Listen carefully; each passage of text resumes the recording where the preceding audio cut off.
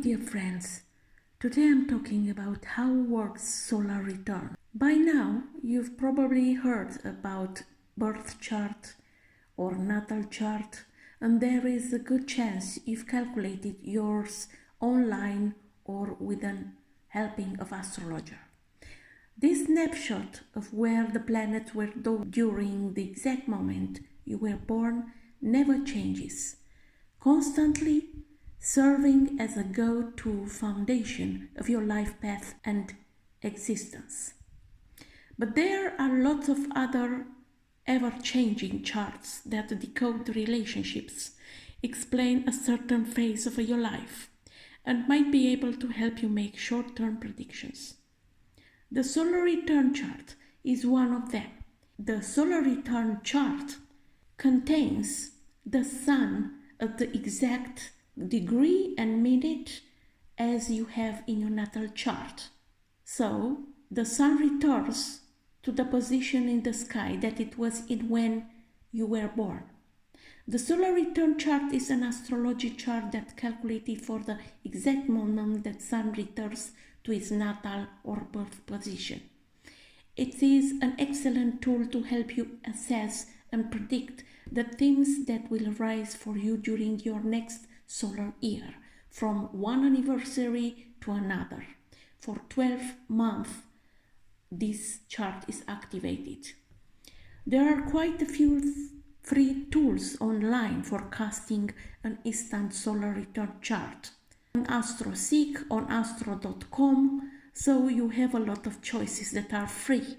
The solar return chart is calculated based on your time of birth, your birthday, month and day, and the current year, and your location as you celebrate your birthday that particular year.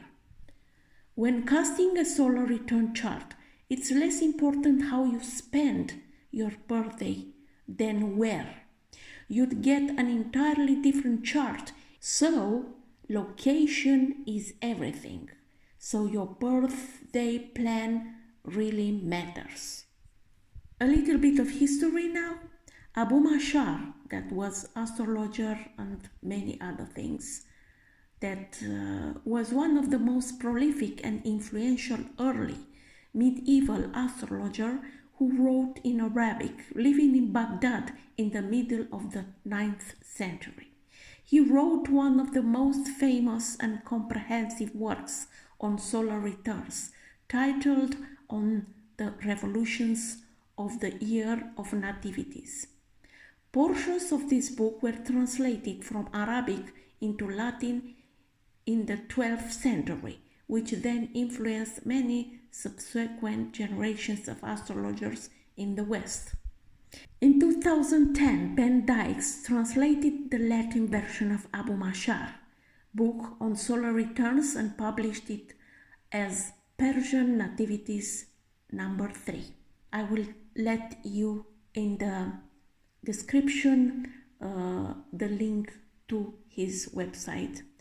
In the meantime, he had translated the entirety of the original Arabic text, which not only contains a lot of material that was missing in the Latin version, but the meaning of the text is much richer and more nuanced because the translation is from the original language.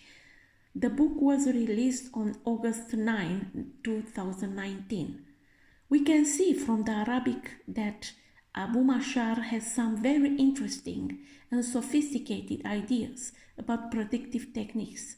He makes a lot of thoughtful observations about life, and the way some of his examples come out in the Arabic with the clarity that was missing in the Latin, so everything is so clear and vivid in the Arabic edition. A solar return chart and all the techniques that we, again, revisit every year, it takes place at the moment that the sun returns to his natal position.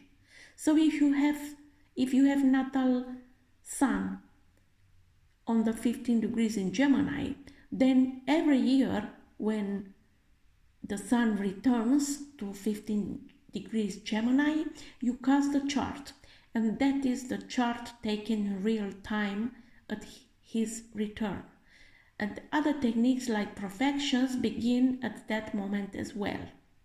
There are some other things that people talk about with solar revolutions, and that is things like where do you cast the chart for. So as long as we are talking about the mechanics of it, there is no evidence that they relocated charts. It looks like they used the natal location for all of the solar returns. There are some rules that we can take from Abu Mashar about how he might approach a solar return chart in terms of some of the basics. One of the main principles is that in order for something from the nativity to flow on through into real time, you want there to be some sort of repetition or reinforcement happening in the real-time technique that repeats or drawn out features of the nativity. Also, how the solar return planet compares to its natal position, that will matter.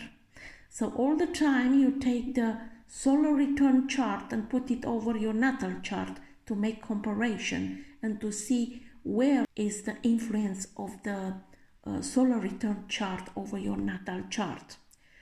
Also, you might have some planets that's activated as a Time Lord in the nativity.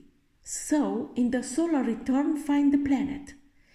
If it is highly angular, angular means the first, the fourth, the seventh, and the 10th house. Let's say near the midheaven, yeah?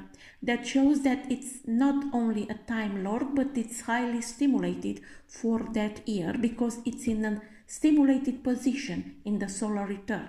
Whether the Time Lord in the revolution chart is in its own dignity or not, if it's harmed by a malefic or not, all of these things will tell you how well and fully that natal promise can get passed on into real time.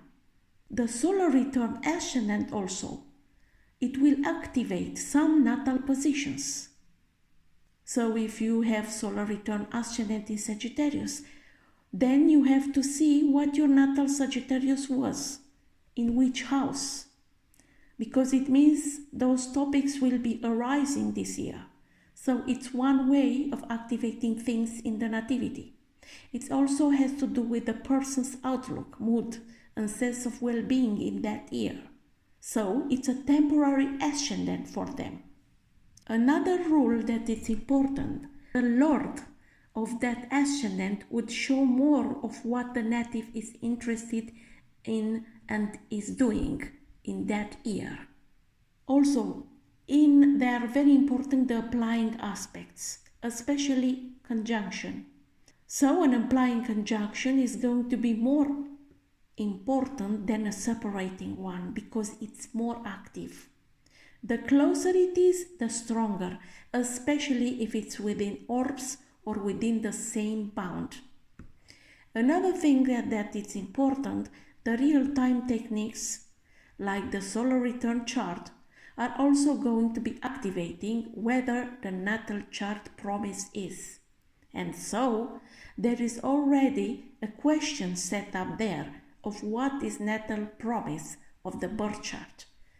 So it's very important, the condition is to know very well your natal chart, what it's all about, and to be able to make comparison between the solar return chart and natal chart, and to understand in the year from the one anniversary to another what could be the opportunities and possible events. So my question is, have you ever done your solar return chart? Have you ever tried to read it, to see, to understand it? I'm waiting your questions and comments down below. Until next time, I wish you all the best. Bye bye.